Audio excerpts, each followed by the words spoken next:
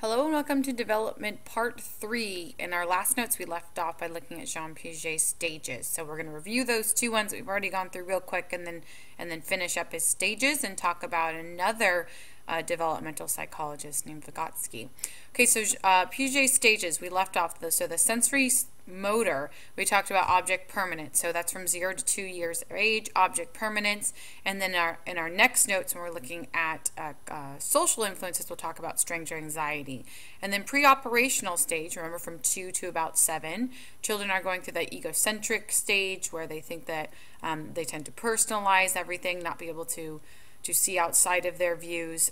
They're grappling with the idea of conservation of matter and numbers, and then pretend play, which is a social thing that we'll talk about again at a later time. All right, so let's go right into where we left off. So let's first talk about theory of mind. So again, we're looking at those stages versus this gradual change. So kind of skip down to the bottom. But theory of mind is a person or a people's idea about their own and others' mental states, and about their feelings, perceptions, and thoughts, and the behaviors that these might predict. Okay, so theory of mind changes. It's not stage-like, so you don't go like from Piaget's like 0 to 2 and then 2 to 7 and then 7 to 12, that it changes throughout time. So one's theory of mind progresses, gradual, not stage-like, over time. And we're going to talk about another developmental psychologist named, he's a Russian psychologist named Lev Vygotsky. And he really has this emphasis on theory of mind and internal dialogue, that by the age 7, that children are able to, that language really plays a part in their thoughts, because we're able to think to ourselves. Okay, so we actually have conversation with ourselves without that external dialogue.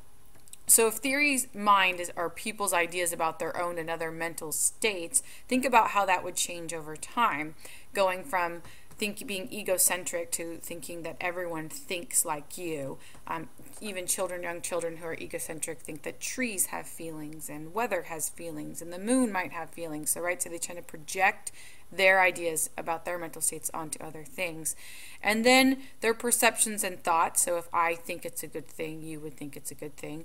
And then the behaviors that might predict those things. So really moving from that egocentric to being more internal and having outside points of view and that internal dialogue. Okay, and that would progress us from that pre-operational stage to the concrete operational stage. So going back to this is Piaget again.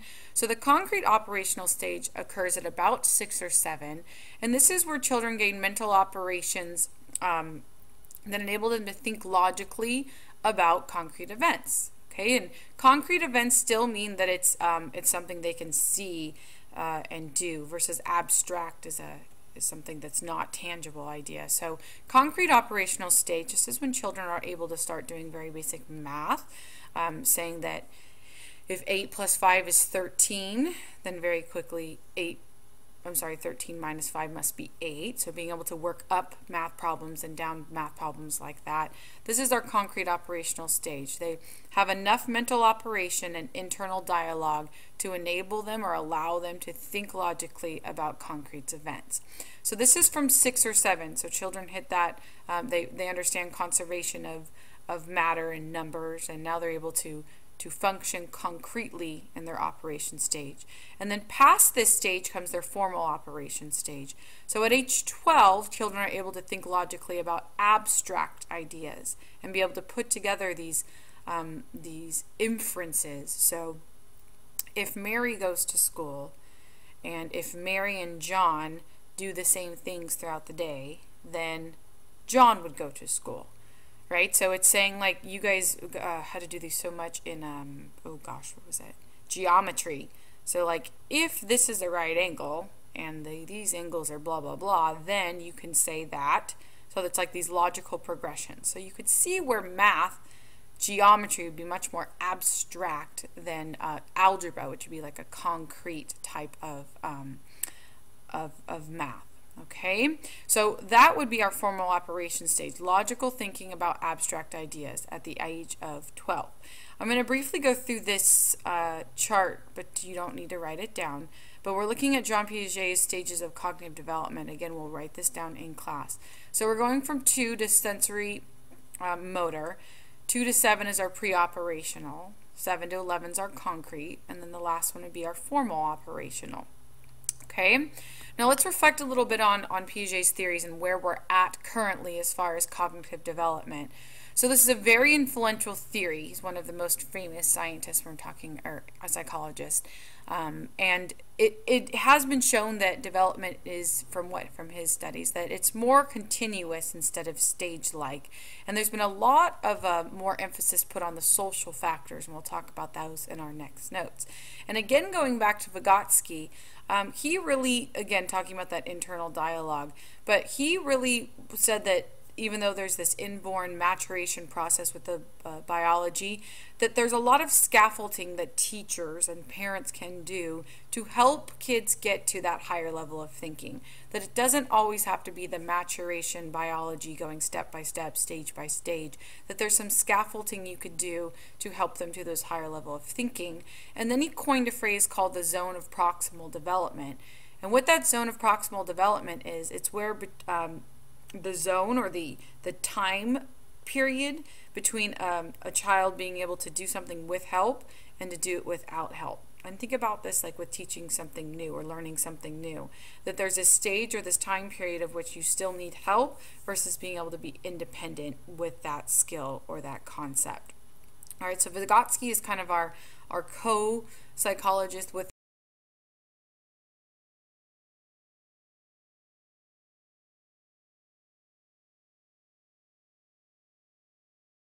Piaget in developmental psychology.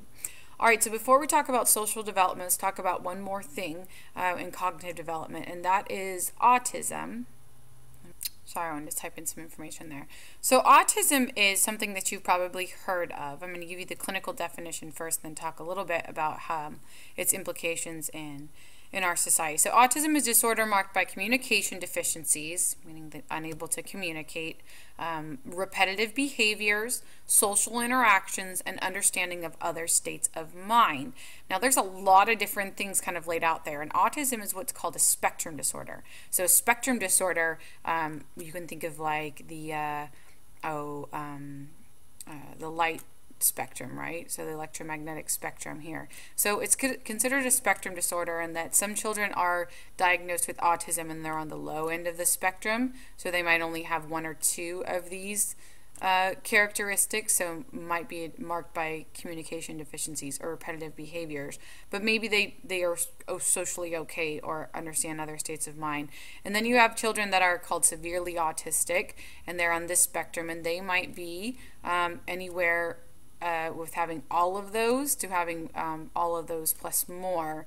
So I think I've told you this before. So I have 2 brothers, and one has Asperger's syndrome, which used to be considered a low severe of autism. It's now its own disorder, so Asperger's syndrome. And then I have a brother who is severely autistic, who has absolutely no communication.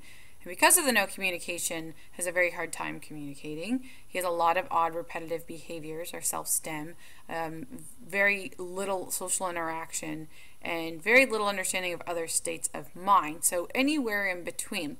Now the diagnosis of autism has jumped a lot. In about 30 years ago, it used to be 1 in 2,500 kids were diagnosed, and now it's about 1 in 250.